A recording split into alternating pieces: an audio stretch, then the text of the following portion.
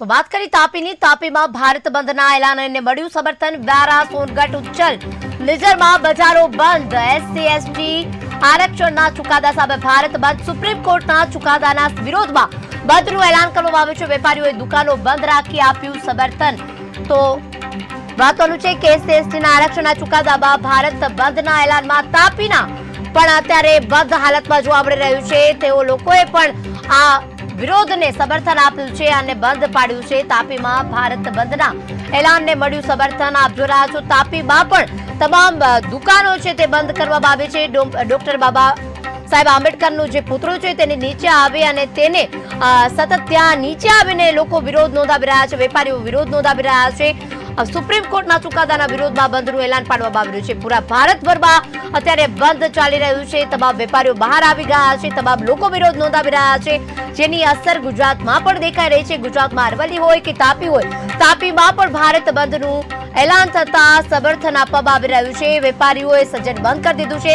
તમામ બધા રસ્તાઓ છે સુમસાન હાલતમાં જોવા મળી રહ્યા છે. તમામ રસ્તાઓ, રોડ રસ્તાઓ, તમામ બજારોને બંધ કરી દેવામાં આવી છે અને ફૂલ સમર્થન આ વિરુદ્ધને આપવામાં આવી રહ્યું છે.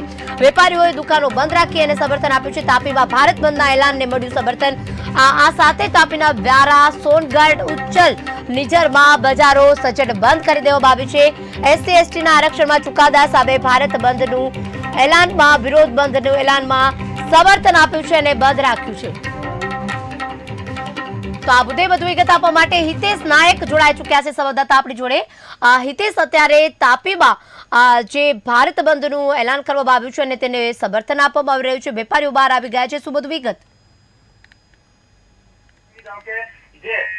તાપી જિલ્લાના જે વિવિધ સંગઠનો દ્વારા ગત રોજ પહેલા જે એસસી એસટી આરક્ષણ અંગેની સુપ્રીમ કોર્ટના ચુકાદા વિરોધમાં ભારત બંધનું એલાન આપવામાં આવ્યું હતું, ત્યારે વાત કરીએ તો આજે તાપી જિલ્લાના 7 તાલુકા બંધ જોવા મળી રહ્યા છે. જ્યારે બજારોમાં જે એસસી એસટી આરક્ષણ અંગેના જે સુપ્રીમ કોર્ટના ચુકાદાના વિરોધમાં જે સંગઠનો છે, સંગઠનો દ્વારા અહીં એલાન કરવામાં આવ્યું હતું અને વેપારીઓ, દુકાનદારોએ આજે મોટો સહકાર આપ્યો છે. અને વાત કરીએ તો નિઝરના રૂમકી તલાવ, વેલદા, કુકરમુંડા સહિત અને જે સોનગઢના બજાર વિસ્તારો છે તે સજ્જ બંધ જોવા મળી રહ્યા છે.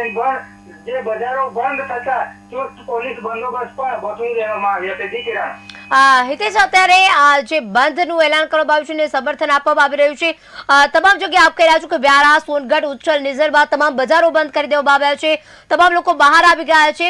તો આ સાથે જ કોઈ વેપારી સાથે આપણે વાતચીત થઈ હોય કે આ જો સમર્થન આપવામાં, વિરોધ આપવાનો એનો કોઈ નિર્ણય લેવામાં નહીં આવે તો આગામી દિવસોમાં ચીમકી ઉચ્ચારી છે કોઈ પણ બાબતને લઈને કે આગળ આંદોલન જારી રાખશે કે આજના દિવસ પૂરતું છે, કઈ રીતનું?